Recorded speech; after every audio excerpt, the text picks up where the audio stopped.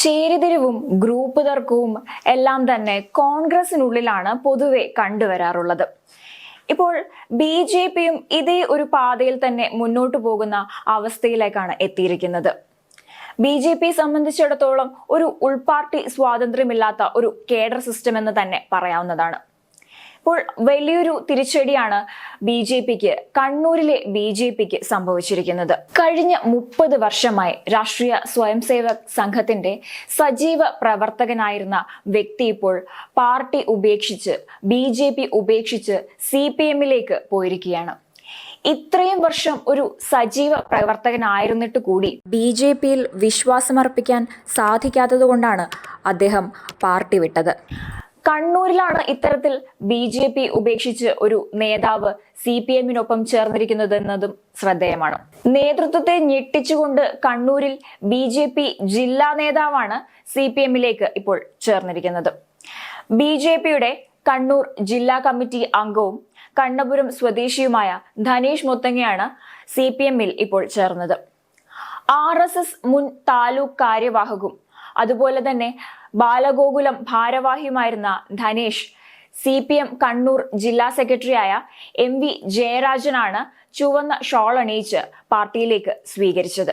കഴിഞ്ഞ 30 വർഷമായി ഈ രാഷ്ട്രീയ സ്വയംസേവക സംഘത്തിൻ്റെ സജീവ പ്രവർത്തകനായിരുന്നു. അതുപോലെ ഇപ്പോൾ നിലവിലെ BJP ജില്ലാ കമ്മിറ്റി അംഗമാണ്.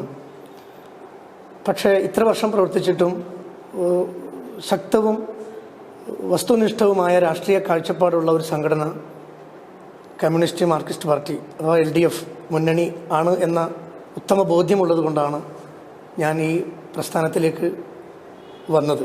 പക്ഷേ ഇതൊരു പുതുമയായിട്ട് എനിക്ക് തോന്നുന്നില്ല. കാരണം ഞാൻ ബാലസംഘത്തിലും SFIയിലും ഒക്കെ ഈ പ്രസ്ഥാനത്തോട് ആ സമയത്ത് സജീവമായി ഒരു നല്ല ആഭിമുഖ്യമുള്ള വ്യക്തിയായിരുന്നു. പക്ഷെ പിന്നീട് എന്തോ ഒരു നിർഭാഗ്യവശാൽ ഞാൻ മറ്റൊരു സംഘടനയിൽ പോയി. പക്ഷെ ഇപ്പോൾ ഞാനത് മനസ്സിലാക്കി വീണ്ടും ആ പഴയ എൻ്റെ ഒരു മാതൃസംഘടനയിലേക്ക് തന്നെ തിരിച്ചു വരാൻ കഴിഞ്ഞതിൽ എനിക്കിപ്പോൾ അഭിമാനമുണ്ട്. ധനേഷിനെ പോലെ പാർട്ടിയുടെ നിലപാടുകളോട് യോജിച്ചു പോകാൻ സാധിക്കാത്ത ഒരുപാട് യുവാക്കൾ BJPയിൽ ഉണ്ടെന്നും അവരുടെ വലിയൊരു ഒഴുക്ക് തന്നെ ഇനി CPMലേക്ക് ഉണ്ടാകുമെന്നും ധനേഷ് വ്യക്തമാക്കുന്നുണ്ട്. വൈകിപ്പോയി എന്ന് തന്നെയാണ് എനിക്കിപ്പോഴും തോന്നുന്നത്. പക്ഷെ എന്തായാലും ഇനിയുള്ള ദിവസങ്ങളിൽ ഈ പ്രസ്ഥാനത്തിൻ്റെ ഭാഗമായി ഞാൻ ഉണ്ടാവും. അപ്പോൾ സ്വാഭാവികമായും അത് കൂടുതൽ വ്യക്തത വരുത്തും എന്ന് തന്നെയാണ് ഞാൻ വിശ്വസിക്കുന്നത്. തീർച്ചയായും ശരിയുടെ പക്ഷമായതുകൊണ്ടാണല്ലോ ഞാനിപ്പോൾ ഈ സംഘടനയിലേക്ക് ആത്മാർത്ഥതയോടെ പൂർണ്ണ മനസ്സോടെ വന്നിട്ടുള്ളത്. പക്ഷെ എന്നെപ്പോലെ ഇതുപോലെ ഈ പ്രസ്ഥാനത്തോട് ആഭിമുഖ്യമുള്ള ഒരുപാട് യുവാക്കൾ ഈ BJPയിൽ ഇപ്പോഴുമുണ്ട്. ഏത് നിമിഷവും അവരുടെ ഒരു ഒഴുക്ക് തന്നെ ഉണ്ടാവുമെന്നാണ് ഞാൻ വിശ്വസിക്കുന്നത്. ധനേഷിനെ പൂർണ്ണ മനസ്സോടെയാണ് CPMലേക്ക് സ്വീകരിക്കുന്നതെന്നും MV ജയരാജൻ പറയുന്നുണ്ട്. CPM ശരിയുടെ പക്ഷത്താണെന്ന് മനസ്സിലാക്കിയാണ് ധനേഷ് അടക്കമുള്ളവർ CPMലേക്ക് ചേരുന്നതെന്നും ജയരാജൻ സ്വീകരണ സമ്മേളനത്തിൽ പറയുകയുണ്ടായി. BJP ജില്ലാ കമ്മിറ്റി അംഗവും RSSന്റെ മുൻ താലൂക്ക് പ്രചാരകനും ബാലഗോകുലത്തിൻ്റെ ചുമതലയുള്ള ആളുമായിരുന്ന മുത്തങ്ങ ധനേഷ് ചെങ്കൽ സ്വദേശി കൂടിയാണ്. അദ്ദേഹം CPIMൽ ചേരുന്നതിൻ്റെ ഭാഗമായിട്ടാണ് CPIMൻ്റെ ജില്ലാ കമ്മിറ്റി ഓഫീസിൽ ഇന്നെത്തിയത്. അദ്ദേഹത്തെ പൂർണ്ണ മനസ്സോടെ CPIMലേക്ക് സ്വാഗതം ചെയ്യുകയാണ്. CPIM ശരിയുടെ പക്ഷത്താണ് എന്ന കാഴ്ചപ്പാടിൻ്റെ അടിസ്ഥാനത്തിലാണ് ധനേഷ് അടക്കമുള്ള പലരും CPIMലേക്ക് ചേരുന്നത്.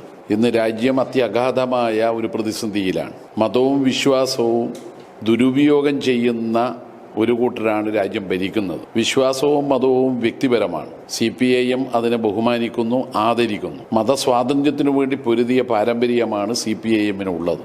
എന്നാൽ അധികാരത്തിലെത്താൻ വേണ്ടി വോട്ട് തട്ടിയെടുക്കാൻ വേണ്ടി മതത്തെയും വിശ്വാസത്തെയും ദുരുപയോഗം ചെയ്യുന്ന BJPയുടെയും കോൺഗ്രസിൻ്റെയും നിലപാടുകളോട് ഞങ്ങൾക്ക് യോജിപ്പില്ല. മതനിരപേക്ഷതയാണ് പ്രധാനം.